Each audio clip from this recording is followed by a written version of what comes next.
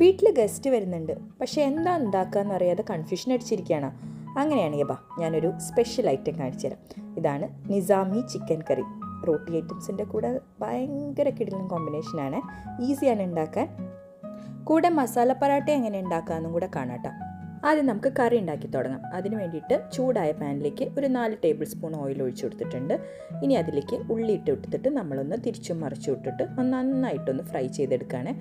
കുറച്ച് ഓയിലിൽ shallow fry ആണ് ചെയ്യണത്. അതിലേക്ക് 1 ഇഞ്ച് നീളത്തിലുള്ള പട്ടയും 2 ഏലക്ക ഇട്ട് കൊടുത്തിട്ട് ഒന്ന് ചൂടാക്കി എടുത്തിട്ട് നമുക്ക് മാറ്റി വയ്ക്കാം.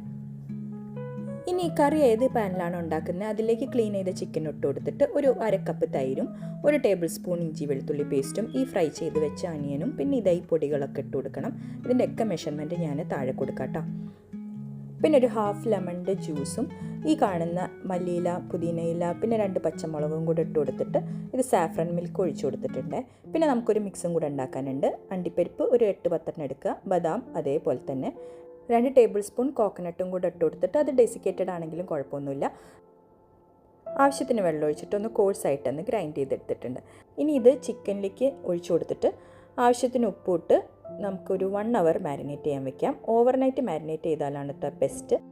അപ്പോൾ ചിക്കനൊക്കെ ഇത് റെസ്റ്റ് ചെയ്ത് വന്നിട്ട് ഞാൻ അടുത്തത് അതിന് സ്മോക്ക് ചെയ്യാൻ വെക്കുകയാണ്. ഒരു 2 മിനിറ്റ് സ്മോക്ക് ചെയ്തിട്ട് ആ കോളൊക്കെ ഒന്ന് എടുത്ത് മാറ്റിയിട്ട് നമുക്ക് വേഗം ചിക്കൻ കുക്ക് ചെയ്യാൻ വെക്കാം. ആ ടൈം കൊണ്ട് നമുക്ക് പറാത്തേൻ്റെ മാവ് ഒന്ന് സെറ്റാക്കാം. 1 കപ്പ് ഗോതമ്പ് പൊടി, 1 കപ്പ് മൈദ, ആവശ്യത്തിന് ഉപ്പ് ഇട്ടിട്ട് ചെറു ചൂടുവെള്ളത്തിൽ നന്നായിട്ട് കുഴച്ചെടുത്തിട്ട് ഇതാ മുകളിലൊന്ന് എണ്ണ തൂവിയിട്ട് ഞാനൊരു 10 മിനിറ്റ് റെസ്റ്റ് ചെയ്യാൻ വെക്കുകയാണ്. അപ്പോഴേക്കും നമ്മുടെ കറി റെഡി ആയിട്ടുണ്ട്. വേണ്ട എണ്ണയൊക്കെ നല്ലോണം തെളിഞ്ഞ് വന്നിട്ടുണ്ട്. അതിൻ്റെ മുകളിലേക്ക് 1 ടേബിൾ സ്പൂൺ നെയ്യും പിന്നെ കുറച്ച് മല്ലിയില ഗാർണിഷ് ചെയ്യാനും കൂടെ ഇട്ട് കൊടുത്തു കഴിഞ്ഞാൽ കറി റെഡി. ഇനി തിരിച്ച് വീണ്ടും പറാട്ടയിലേക്ക് വരാം. ഒരു ചെറിയ ഉരുളയാക്കിയിട്ട് അത് ഒരു അത്യാവശ്യം തിക്നെസ്സിൽ പരത്തിയെടുക്കുക, നല്ല തിന്നാക്കരുത് കേട്ടോ.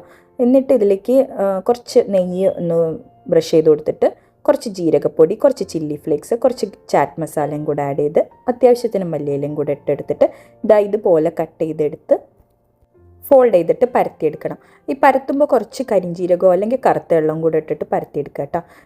ഇനി ചൂടായ തവയിലേക്ക് ഇട്ട് അത് കുക്ക് ചെയ്തെടുക്കുക. നല്ല കിടിലൻ ടേസ്റ്റ് ആയിരുന്നു കേട്ടോ ഈ കോംബോ. ഇതൊരു മസ്റ്റ് ട്രൈ റെസിപ്പിയാണ്.